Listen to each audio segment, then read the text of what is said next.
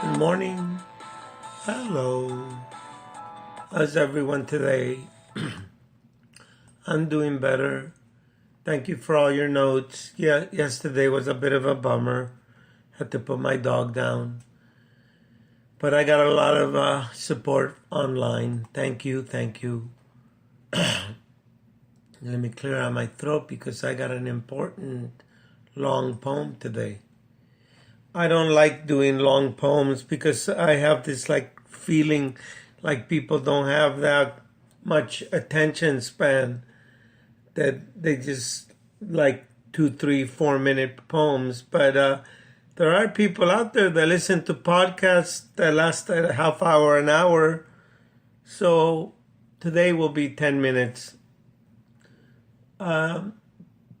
I like doing biblical stuff. I have a love for history that goes way back to school. And this one is historical, but on the theme of religion. I kind of try to tell the story of the Bible, my own little take on it. Anyway, let me just get going on this. It's called The Hebrews.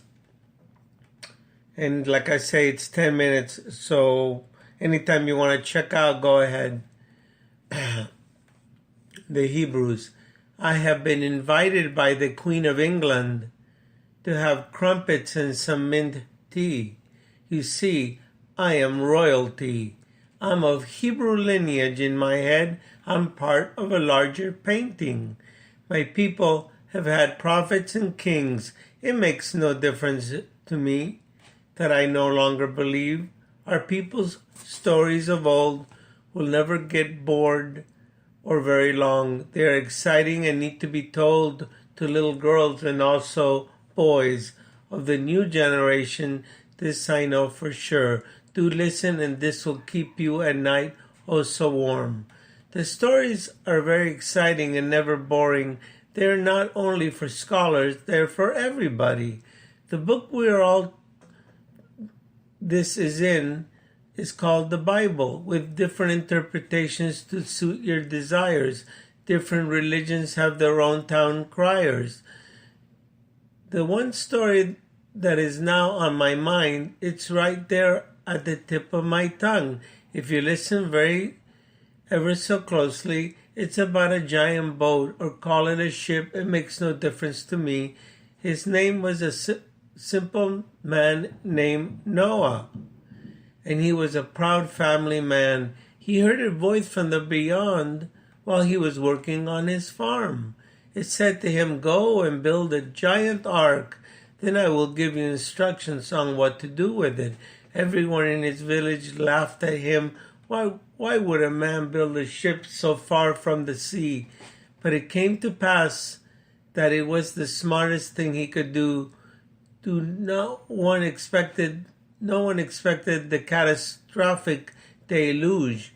He had packed it with animals of all kinds. They came to him from far and wide.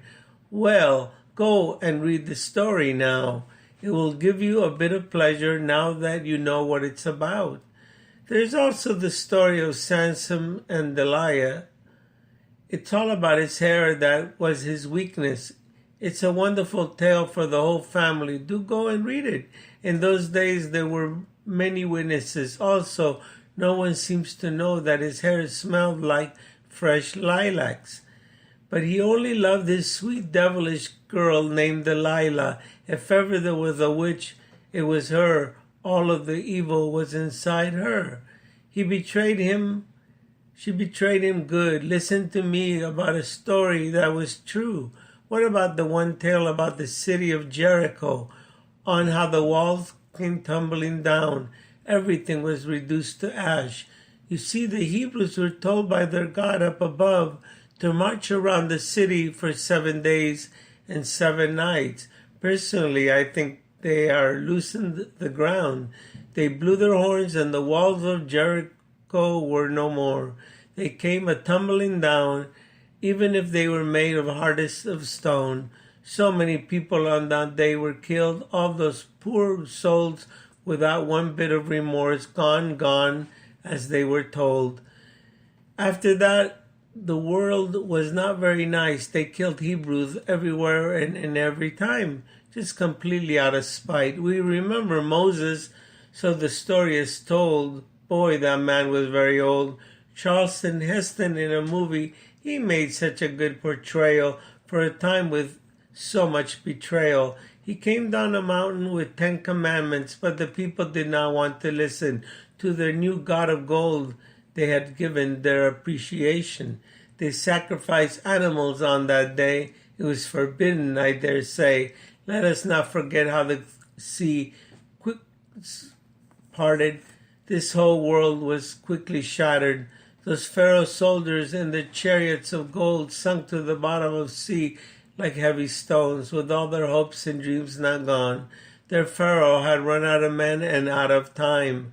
Soon all the Hebrews were long gone to the other side, finally safe from prying eyes. They feasted on that day with unleavened bread. We remember that day on a festive called Hanukkah. They were still afraid of what was lying ahead. So, you see, they had quite a long trek, but they made the best of it and carried on with their faith leading the way.